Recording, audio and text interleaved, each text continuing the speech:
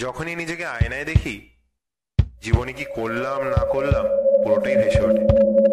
Strange না? নিজেকে চেনার জন্য একটা আয়নার দরকার পড়ে, কিন্তু অন্যের বেলায় সেটা স্বচক্ষে দেখা যায়। দূর, কি সব বলছি। আমার নাম রাহুল মিত্র, আইটি প্রফেশন, আইবিএম এ চাকরি করি। অফিসের এত চাপ যে মাঝে মাঝে নিজেই নিজেকে চিনে উঠতে পারি না। কিন্তু কি করা যাবে বলুন, আমাদের মতো লোকজনদের তো আর বসে থাকলে চলবে না। তাই লাইফে আমি কতটা পারফেক্ট আর কতটা নই ঠিক বুঝে উঠতে পারি সেই দিন অব্দি। কোন দিন?